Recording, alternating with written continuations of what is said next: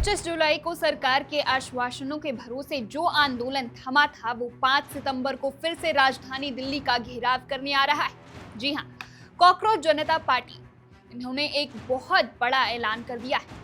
25 जुलाई को केंद्रीय मंत्रियों के साथ बातचीत के बाद जंतर मंतर पर 37 दिनों से चल रहा धरना ये सोचकर खत्म किया गया था कि सरकार अपने वादे निभाएगी, लेकिन एक महीना बीत जाने के बाद भी कहानी वही की वही अटकी। सीजेपी का सीधा आरोप है सरकार मुकर गई है। 4 में से 3 मांगे आज भी लटकी हुई है। ना तो नीट पीड़ितों के परिवारों को मुआवजा मिला, ना छात्रों पर दर्ज एफआईआर वापस हुई और ना ही पुलिस की कार्रवाई पर कोई माफी मांगी गई। इसीलिए सीजेपी ने साफ चेतावनी दे दी है कि 5 सितंबर को इंडिया गेट से लेकर पुलिस हेडक्वार्टर तक महामार्च होगा। आइए आपको थोड़ा पीछे ले चलते हैं ताकि इस पूरे विवाद का सच समझ आए।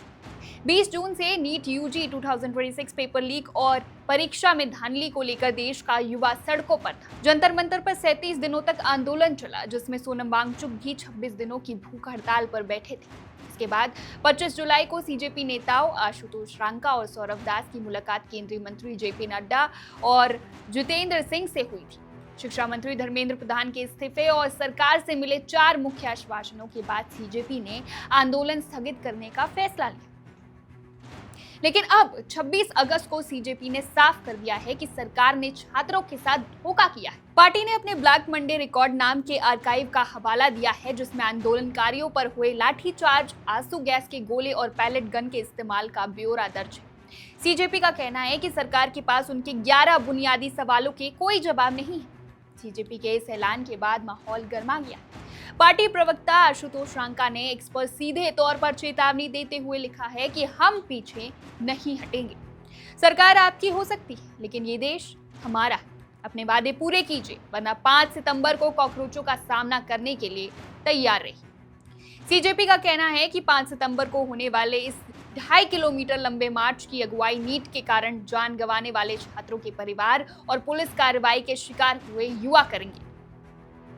इसमें देश भर के छात्र, युवा संगठन और नागरिक हिस्सा लेंगे। मामला सिर्फ दिल्ली के वादों तक सीमित नहीं है। आंदोलन वापस लेने के बाद से अलग अलग राज्यों में सीजेपी कार्यकर्ताओं पर हमले की खबरें आई, जिससे छात्रों का गुस्सा और भड़क गया। 15 अगस्त पश्चिम बंगाल बांकुड़ा में स्कूल ठीक करो अभियान चलाने वाले सीजेपी कार्यकर्ता के पिता जनाब मफीक की हमले में मौत हो गई। 21 अगस्त जयपुर रामपुरा कंवरपुरा के सरकारी स्कूल का निरीक्षण करने पहुंचे आशुतोष रांका और कार्यकर्ताओं पर हमला हुआ। 23 अगस्त जोधपुर गांधी शांति प्रतिष्ठान में एबीवीपी और भाजयुमो कार्यकर्ताओं के साथ तीखी झड़प हुई, जिसके बाद पुलिस ने 11 लोगों को हिरासत में लिया। इन घटनाओं ने जलती आग में घी डालने का काम किया। दूसरी तरफ इस ऐलान के बाद दिल्ली पुलिस के भी कान खड़े हो चुके हैं। नई दिल्ली के डीसीपी सचिन शर्मा के मुताबिक सीजेपी ने अब तक इस प्रदर्शन या मार्च के लिए कोई लिखित इजाजत नहीं मांगी। पुलिस का रुख बेहद कड़ा है। धारा 163 पूरी नई दिल्ली रेंज में बीएनएसएस की धारा 163 लागू। इंडिया गेट पर नो प्रोटेस्ट जोन।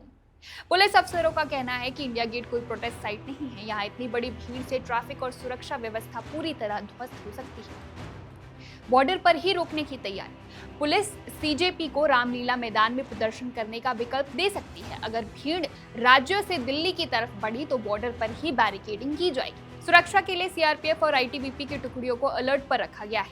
हालांकि 18 अगस्त को सुप्रीम कोर्ट ने केंद्र से देश भर में दर्ज एफआईआर की लिस्ट मांगी थी और छात्रों पर दंडात्मक कार्रवाई रोकने का अंतरिम निर्देश भी दिया था। लेकिन जमीनी हकीकत यह है कि छात्र आज भी इंसाफ के इंतजार में है। अब सबसे बड़ा सवाल यही है कि क्या 25 जुलाई के वादों पर 5 सितंबर से पहले सरकार कोई बड़ा कदम उठाएगी? क्या 5 तारीख को इंडिया गेट पर छात्रों को जुटने दिया जाएगा, या 20 जुलाई की तरह एक बार फिर दिल्ली की सड़कों पर लाठी और बैरिकेड्स जवाब देंगे? 5 सितंबर को दिल्ली का तापमान क्या मोड़ लेता है, हर एक खबर हम आप तक सबसे पहले पहुंचाएंगे। आप बने रहिए वन इंडिया हिंदी के साथ। Subscribe to One India and never miss an update. Download the One India app now.